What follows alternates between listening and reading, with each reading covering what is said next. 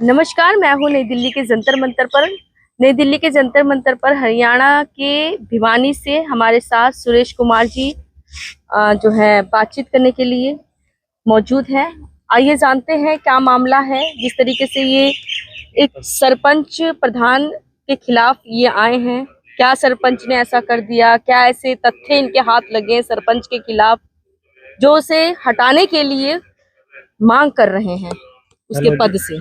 Hello जी, मेरा नाम सुरेश कुमार है और मैं भिवानी से जिला हरियाणा से रहने वाला हूँ और गांव का नाम मेरा सुरपराकला है जी।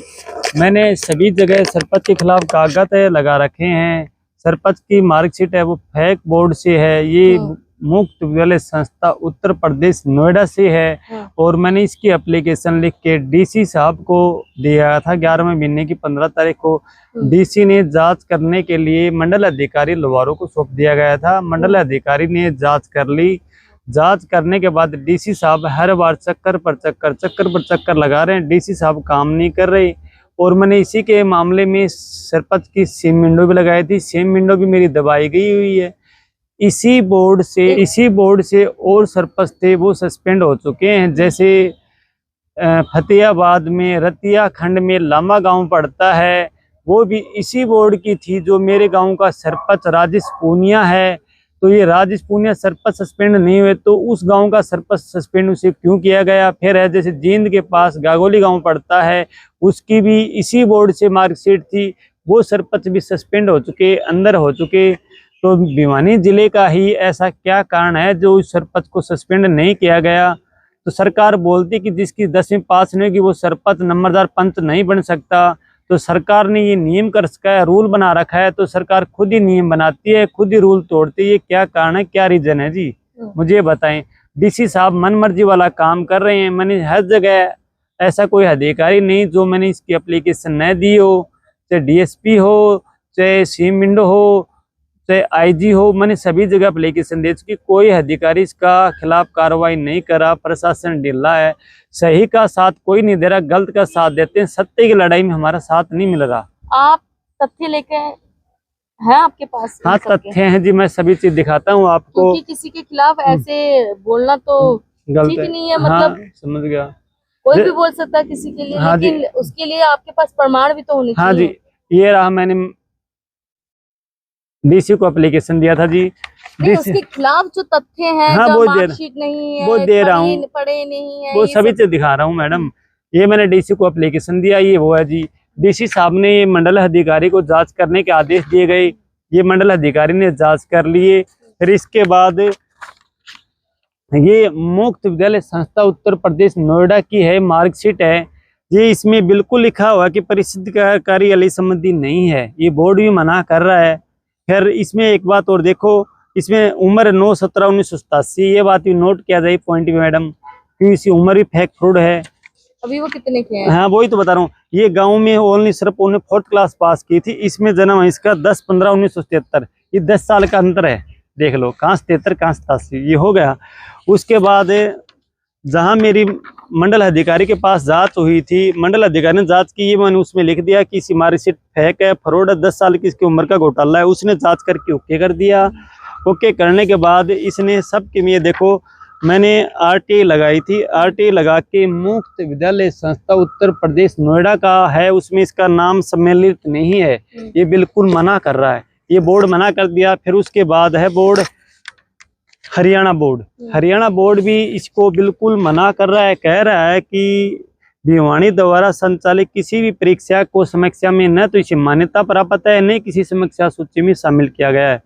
ये बोर्ड भी मना कर रहा है। तो फिर मैडम बोर्ड भी तो नहीं दो इसे मान्यता हो, फिर रखा ही आ गया। उसने खुद ही पेपर चुनाव के टाइम कोर्ट के लिखा हुआ देता है कि यह है कि मेरी मार्कशीट में मेरी जन्मतिथि 9/17/1987 है, यह मेरे अन्य दस्तावेज में मेरी जन्मतिथि 10/15/1973 है।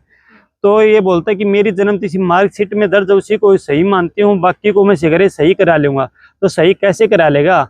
आधार कार्ड में, पैन कार्ड में, फैमिली आईडी में इसकी 10/15/1973 है और मार्कशीट में इसकी ये है। तो मैडम 10 साल का अंतर हो गया, 87 में 77 में, ये कैसे करा लेगा? ये बोर्ड है, राष्ट्रीय मुक्त विलेज संस्था उत्तर है, ये भी बिल्कुल मना कर दिया। ऐसा कोई बोर्ड नहीं जो मतलब आप सारे तथ्य लेके बैठे तथ्य हैं। लेके। अब आप चाह क्या रहे हैं उनके खिलाफ? मैं ये चाह रहा हूँ चलिए, कि ठीक मैडम है, ठीक है, देख लें। हाँ। मैडम मैं ये चाह रहा हूँ कि इसके खिलाफ कानून कार्रवाई क्यों नहीं हो रही। और जगह के सरपंच थे, इसी बोर्ड के थे, वो सरपंच सस्पेंड हो चुके, तो ये क्यों नहीं हुआ, क्या कारण है? डीसी की सरपंच की रड़ा मिली भक्ति साजिश नजर आ रही है इसके अंदर। तो इसका मतलब ये थोड़ी कि भिवानी जिले का डीसी मालिक हो गया कि वो गलत काम करे। बचा रहे हैं? मेरे को तो ये लग रहा है कि डीसी साहब ही बचा रहे हैं। रड़ा मिली भक्ति हो सकती है, क्या कारण है, क्या रीजन, वो तो डीसी बताएं। आपको क्या फायदा है? वो तो जी मैं क्या बता सकता हूँ, कुछ ना कुछ तो लगता है, इसीलिए तो कर नहीं रहे। नहीं फिर इसी मामले में डीसी और थे, वो कर दिए। हिसार जिला का डीसी था, उसने कर दिए। सर गागोली गांव का सरपंच था, उसको सस्पेंड कर दिया। जींद के पास गागोली गांव था, उसको कर दिया। रत्याखंड में लामा गांव था, उस सरपंच को सस्पेंड कर दिया। तो डीसी ने और जगह के सरपंच थे, उनको सस्पेंड कर दिया गया। तो ये डीसी इन सरपंच को सस्पेंड क्यों नहीं कर रहा, क्या कारण है, क्या रीजन है जी, मुझे बता दो। भारत सरकार से क्या चाह रहे हो? मैं भारत सरकार से यही मांग करता हूँ, इसे सस्पेंड कर दिया जाए। या तो नियम बनाती है, नियम बनाती है तो तोड़ती है। यदि ये सही काम की हमारी मांग नहीं होगी। सरपंच का? सरपंच का नाम है राजेश सिंह, गांव सुरपरा कला का, राजेश पूनिया। यह तो हमारी सही मांग हो जाए। नहीं वो कब से अपनी सेवाएं दे रहे हैं? ये मैडम 11वें महीने की 2 तारीख को इलेक्शन हुआ था, तब से लेकर अब देख लो 7 महीने 8 महीने हो गए, तब तक ये अभी इसी कब तक रहेगा ये सेवाएं? 5 साल रहेंगे। फिर तो गलत काम करे मैडम, 5 साल के रहेगा, हटेगा नहीं, फिर कोई उसकी कार्रवाई नहीं करेगा। तो या तो एक मतलब काम वो ठीक करते हैं जनता के प्रति, या फिर उसमें भी कुछ गलत करते हैं, वो भी सबूत है अपने पास। अच्छा, सारे सारे डॉक्यूमेंट रहे, सब सबूत रहे, फिर भी हमारा कोई साथ नहीं दे रहा। वहाँ पे गांव में गलत काम होते हैं। गलत काम किस प्रकार के? जैसे गांव हाँ, गांव में मैं आपको इसमें दिखाता हूँ, फोन पे मेरे में सबूत है। सबूत तुम्हें बताओ। जैसे उसी के भाई ने ही लकड़ियों की लकड़ी काटी बगैर परमिशन के लेके। तो लकड़ी परमिशन काटने की वाटर सप्लाई पे 54 पेड़ों की दी हुई 2 गांवों को। 2 गांव थे, सुरपरा कला और मंडोली। तो बल्कि मेरे गांव की वाटर सप्लाई डिग्गी के ऊपर पेड़ कट गए थे, कम से कम 80। तो पेड़ काटे, फिर वो गाड़ी में मैंने पकड़ाई है, ये नहीं कह रहा। उस टाइम कृषि मंत्री ने हमारा साथ दिया है। कृषि मंत्री मेरे साथ 15 साल रहे, मैं उनके साथ 15 साल रहा हूँ। अब कृषि मंत्री जी कह रहे हैं कि हो जाएगा, तो ये कब हो जाएगा? अब काम नहीं करे। और डीसी थे तो उन्होंने कर दिया, तो ये डीसी क्यों नहीं करा? डीसी साहब चाहें तो भिवानी जिले के मालिक हैं, नहीं, जैसे तो वो काम कर देते हैं। कॉलोनी में या गांव में काम करवाते हैं कि नहीं करवाते? जैसे कि वहाँ पे विकास कार्य, ये सब काम हुए हैं? नहीं हुए मैडम, पहले थोड़े मोटे हुए थे, वो सरकार के नियम के अनुसार हमने अपने एप्लीकेशन दे दी। जब तक सरपंच का क्लियर काम यस या नोट नहीं होगा, इससे पहले कोई काम नहीं होगा। जांच पूरी होनी चाहिए, तो जांच मैंने करवा दी, लेकिन सरपंच को सस्पेंड नहीं करे, डीसी नहीं करे। उनकी छानबीन हो चुकी है, लेकिन डीसी क्यों नहीं करे, ये तो मैं क्या बता सकता हूँ।